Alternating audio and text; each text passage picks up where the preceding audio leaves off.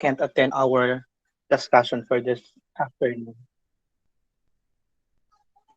Okay, so this will be the last topic for the third grading or midterm examination for the second quarter. It's the application of the normal distribution.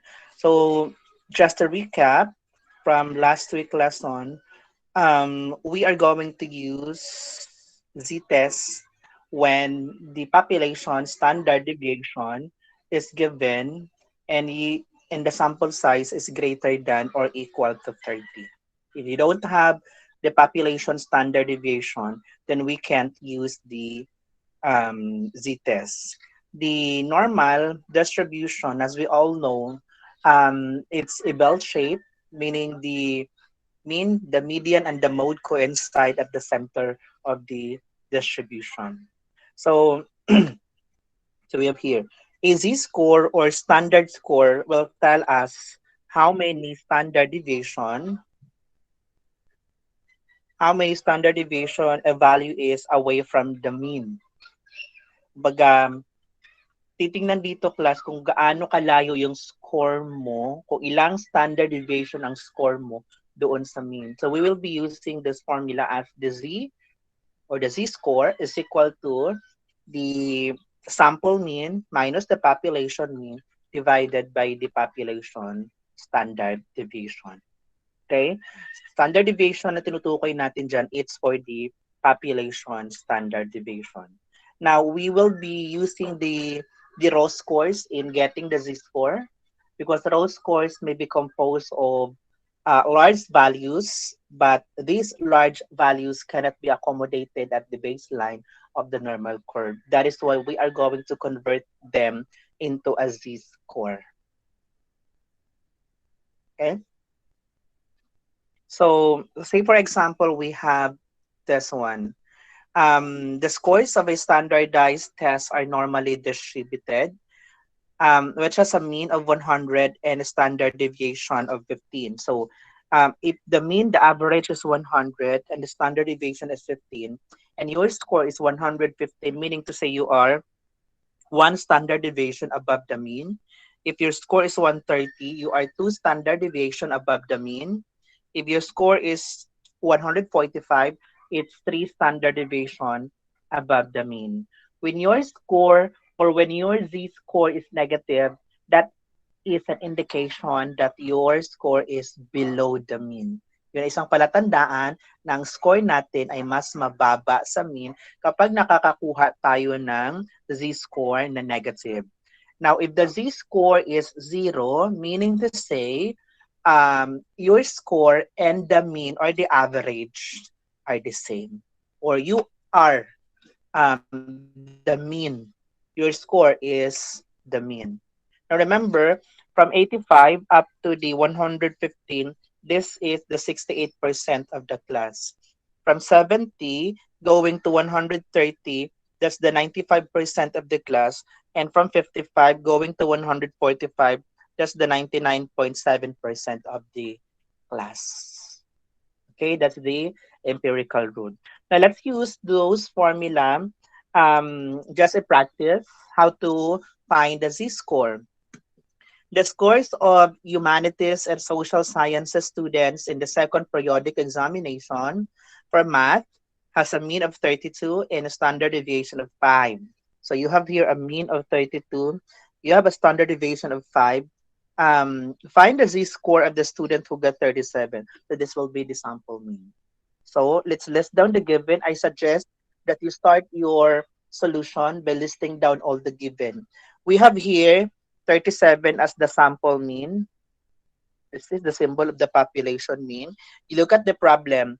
The scores of HUMSS students in the second periodic examination for math has a mean of 32. So, ang ibig sabihin po ng 32, yung buong HUMSS, that's the population mean. And we have the population standard deviation as 5. So the question is, find the z-score of the student who got 37. So as we all know, the z-score can be computed by getting the difference of the sample mean and the population mean divided by the population standard deviation. So plotting the given, we have here 37 minus 32 all over 5. 37 minus 32, that will be 5 over 5. So that will be equal to 1. So that is the score of the student. Do not forget to answer the question. The z-score of the student who got 37 is 1. So that means one standard deviation siya above the mean. Okay? Let's have number 2. The scores of HUMSS students in the mathematics examination has a mean of 32, the same problem, and the standard deviation of 5. Find the z-score of the student who got 22. So again, you list down the given mean of 32. We also have the standard deviation of 5 and 22. So the sample mean is 22. Careful with writing the population standard deviation and the sample standard deviation. Kasi you can't interchange the two. Remember, commutative property is no longer working with subtraction. So the sample mean there is 32 and the population standard deviation is 5. So the z-score is given as the sample mean minus the population mean all over the population standard deviation. So that will be 22 minus 32 all over 5. So this will be negative 10 over 5. So this is negative 2. As mentioned earlier, when your z-score is negative, that means your score is below the mean. So that student that we are looking for got 22 is below 32. Kaya siya nag-negative. So the z-score of the student who got 22 is negative 2. That means 2 standard deviation below the mean. Question so far? Wala pa po tayo sa meat ng ating discussion. We're just trying to get the z-score of the given problem. Now, is actually my lesson. So, there are a lot of application ng normal distribution in the um, real world. Transportation, it follows a normal distribution. Salaries of a factory worker, salaries of the public or private workers, prices of the basic commodities, it follows a normal distribution or approximately normal. The average monthly income of a certain suburban area in the Philippines might follow a normal distribution. Tuition fees in the private universities also follows a normal distribution. So here, I've listed some of the applications of the normal distributions which may be applicable to you. So the scores of a group of HUMSS students in a standardized test are normally distributed with a mean of 60 and a standard deviation of 8. How many percent of the students got below 72? Sa segue ko lang, when you say standardized tests, those are tests which are made by experts.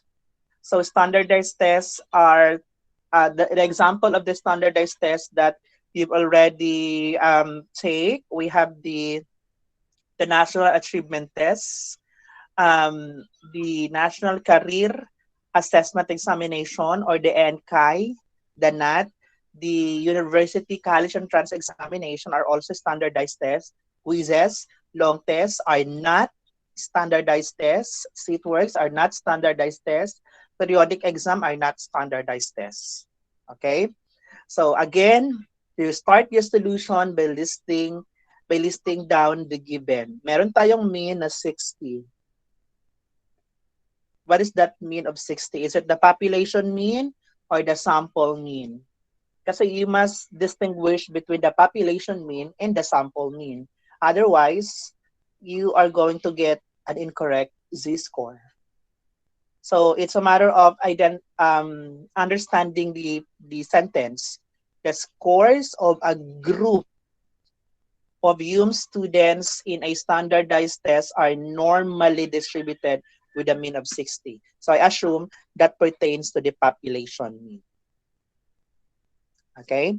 So that will be the population mean, which is 60. Standard deviation of 8. So basically, we are not talking about the sample standard deviation here. So that pertains, or we are going to assume that that is the population standard deviation. How many percent of the students got below 72? So that is the sample mean, 72. So the z-score, ito ko na isulat, is given as sample mean minus population mean over the population standard deviation. So we have here the population, I mean the sample mean is 72 minus 60 all over 8. If you're going to compute that 72 minus 60, that is 12. Divided by 8, that is equal to 1.5. The solution will not stop there because the question is how many percent of the student got below.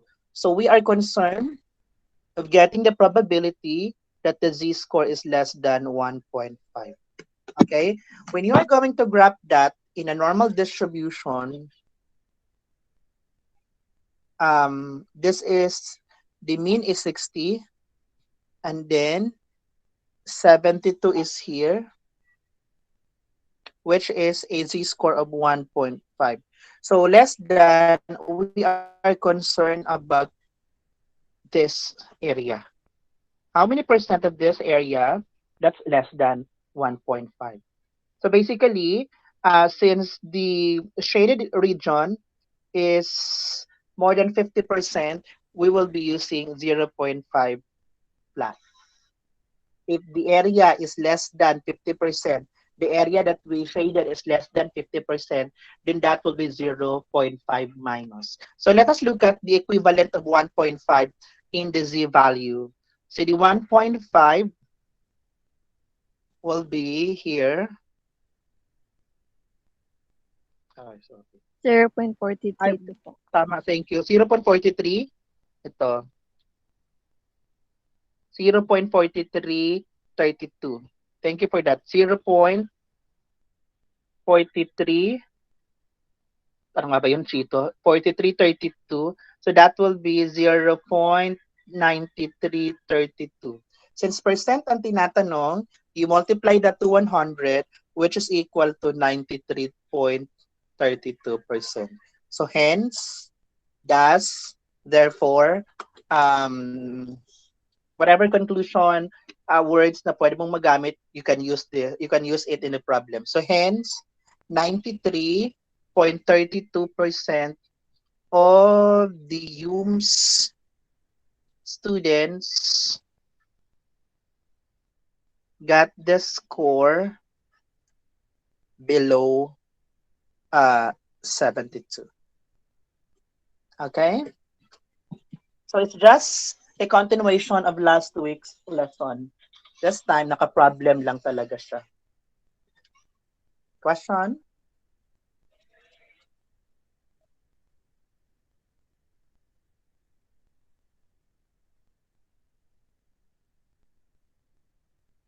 If you don't want to open your mic, it's okay. You can use the chat box.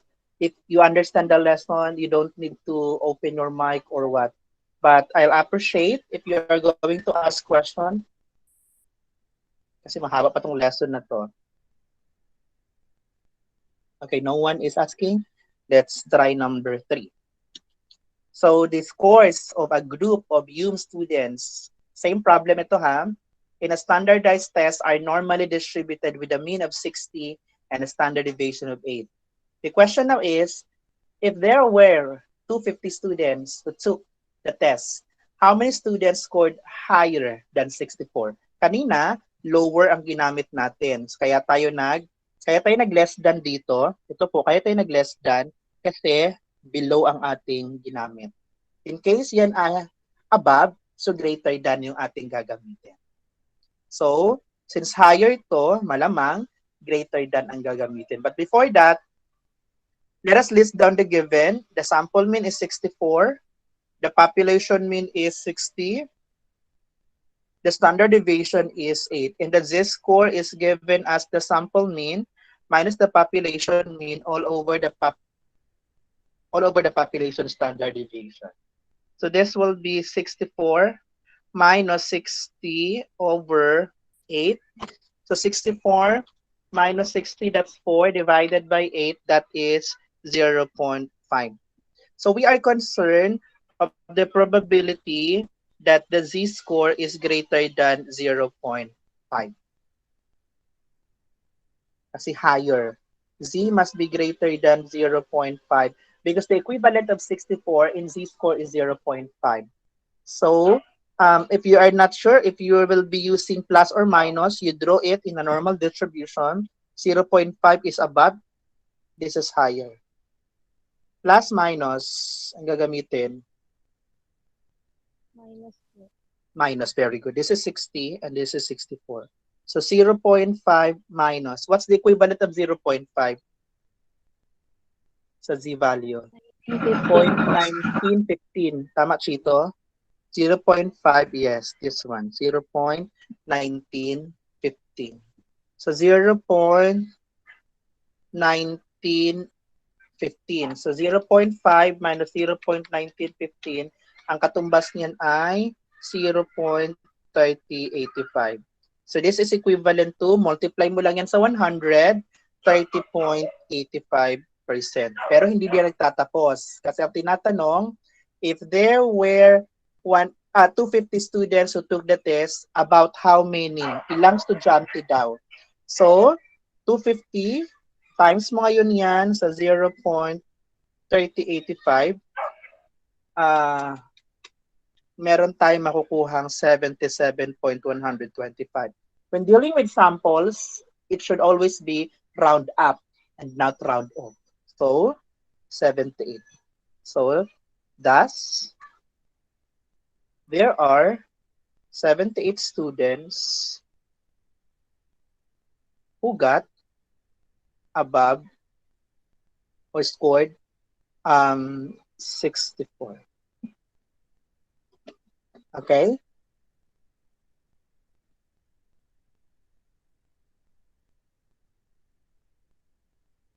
Let's do the last one kapag ka-in-between naman siya before I'll give the practice exercises. Such as this one. Number na ba ako? 4. Suppose an IQ. Suppose scores on an IQ test are normally distributed. IQ po is approximately normal. If the test has a mean of 100 and a standard deviation of 10, what is the probability that the person who take the test will score between 90 and 100? So you are going to compute the z-score twice. Compute the z-score of 90, compute the z-score of 110, then you subtract the 2. So, unahin natin si sample mean, which is 90, the population mean as 100, and then the population standard deviation is 10. So the z-score of that is sample mean, population standard deviation. This is 90 minus 100 over 10. This will be negative 1, correct? The second one, same thing. Sample mean is 110. Population mean is 100. Population standard deviation is 10. So we have the z is 110 minus 100 over 10. So this will be 1. So we are concerned about P as z is equal to negative 1. So equal ang ginamit natin. No need to add or to subtract 0.5. Kung negative 1, we just get the absolute value of negative 1. That will be 0.3413. This one. 0.3413. So this will be equal to 0.3413. The probability of z, which is equal to 1 din, 0.3413. Para may mali sa solution ko. You find the probability that z is greater than -1 but less than 1. This is -1 and this is 1. Ito po ang kinukuha natin.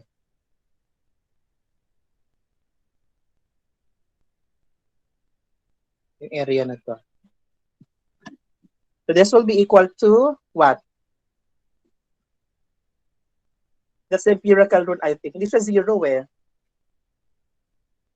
Kasi ang 0, ito yun. So mula kay -1 papunta kay 0, that's 0.3413. Mula kay 0 papunta kay 1, that is 0.3413. Kaya ang area na hinahanap natin ay 0.6826. Okay? The probability is 68.26%. Again, I'm not sure kapag sa exam naka-percent or naka-decimal. So get the z-score of the other, then z-score of the second, and then, kaya ito nag-subtract dati kasi parang kinuha yata natin yung higher and less than. Now, gusto ko i-try nyo tong number 5. Sige. I'll wait for the answer. The weight of adults in Barangay Caniogan approaches a normal distribution with a mean of 52.9 kilogram and a standard deviation of 7.2 kilogram. If an adult is chosen at random from Barangay Caniogan, what is the probability that his weight is above? Take note of the word above.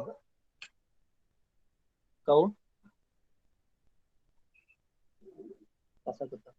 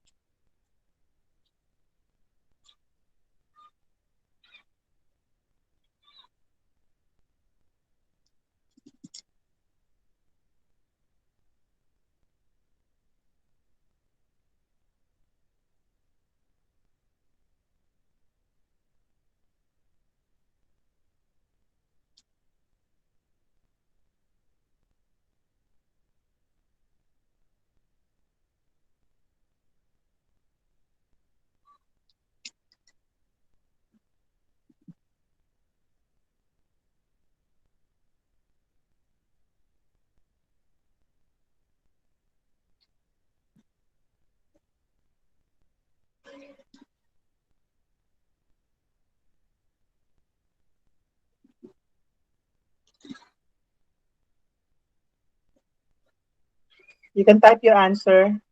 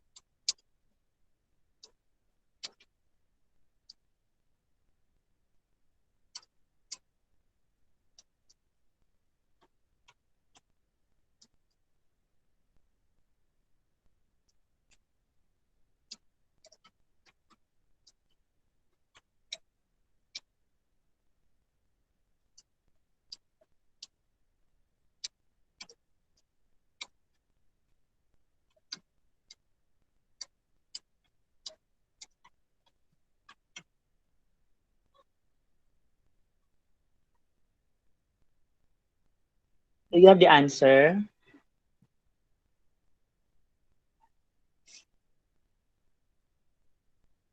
Yung stock, meron na. 0.5. Sa ina, dapat above. Hindi siya less than. Kasi above eh. So greater dapat ang gagamitin mo. It should be 0.5 plus. Kasi above eh. Tama ba? Negative ang kalalabasan niyan? Nabaliktad mo. Ang sample mean dyan ay 48.5. That's exactly my point earlier that you must be very careful with listing down the given kasi pag nabaliktad yan, magbabago ang sagot.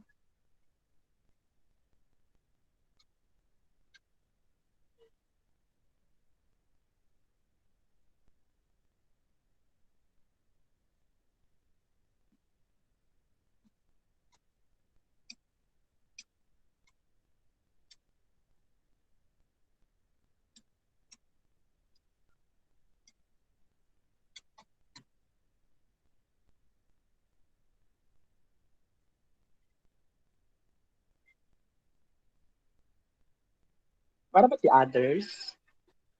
Come on.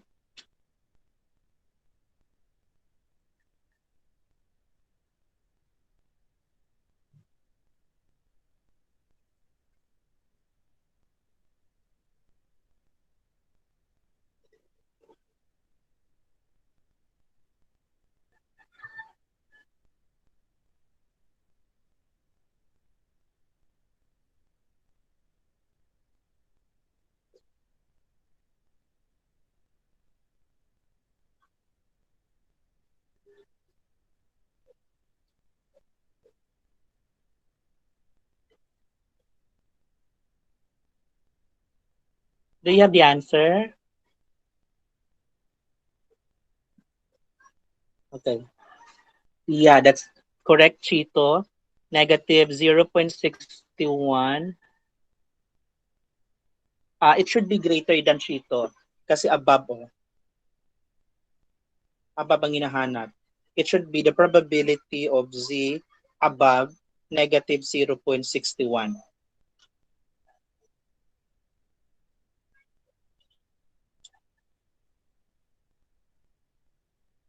I think you were able to get the concept. However, you are just skeptical whether to use greater than or less than. So let me show you the solution. The z-score there is given as the difference of the sample mean and the population mean divided by the population standard deviation, which means 48.5 minus 52.9 all over 7.2, that will give us a z-score of negative 0.61. So we are concerned with above, above. So which means, kasi above yan, ang negative 0.61 ay nandito, above, so ito yung above. Kasi nasa left ay below.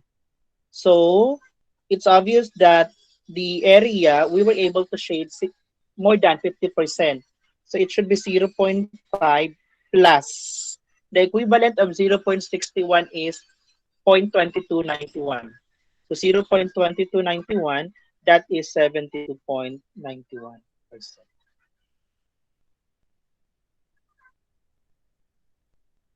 So, hence, 72.91% is the probability that his weight is above 48.5 kilograms. There's the template in giving the final answer, huh? You'll just have to answer the question. Okay? Let's do the last example. Number 6. This is the twin. The scores of a group of HUMSS students in a standardized test are normally distributed with a mean of 60 and a standard deviation of 8. What part of the group scored between 58 and 76? Excuse me.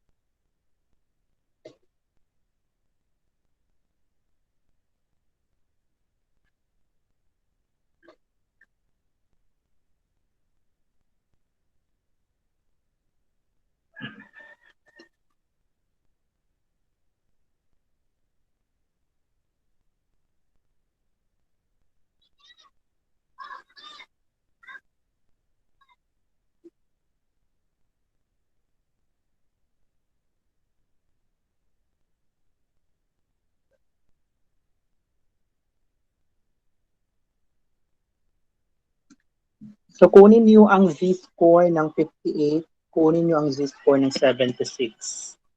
Kasi pagpa-plus mo, yung makukuha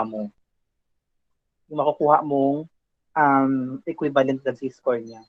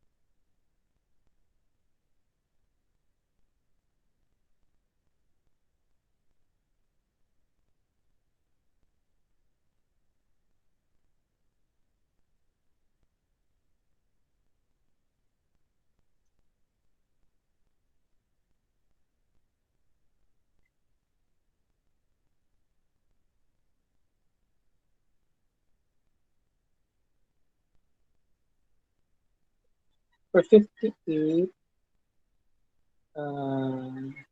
very good. That is correct sa ina. 57, 59. Okay? Let me show you the solution, ano? One of your classmates got it correctly, Shaina. For 58, we have the z-score is 58 minus 60.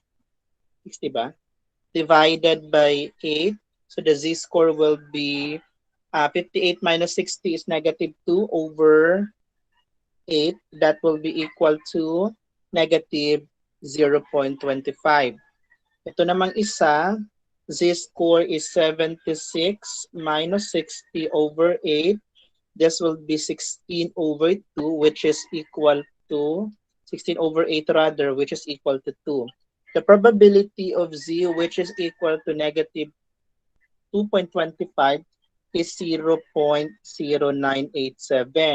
Ito namang isa, which is equal to 2, is 0.4772.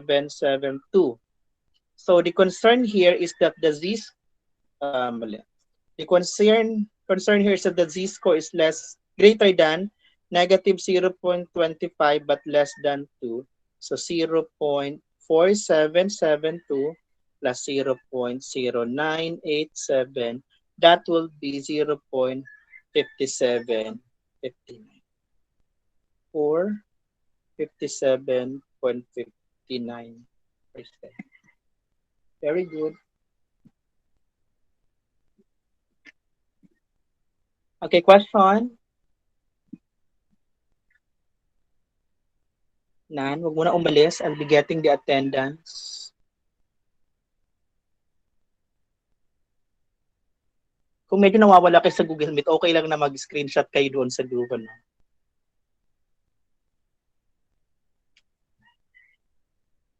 This will be the last activity that you are going to answer to be submitted in the Google LMS. For number 1, you are going to answer number 1 pero tatlo yung tanong niya. Less than po ha. I take note of the word less than. Kapag umalis siya ng 7 o'clock, ang klase niya ay, kapag umalis siya ng 6:25 at ang klase niya ay 7 o'clock, ibig sabihin nun, less than yon, late siya ha. So kunin mo yung difference ng 7 o'clock at saka 6:25.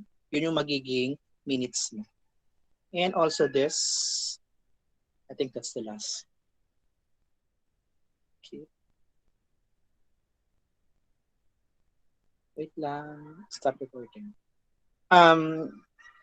Before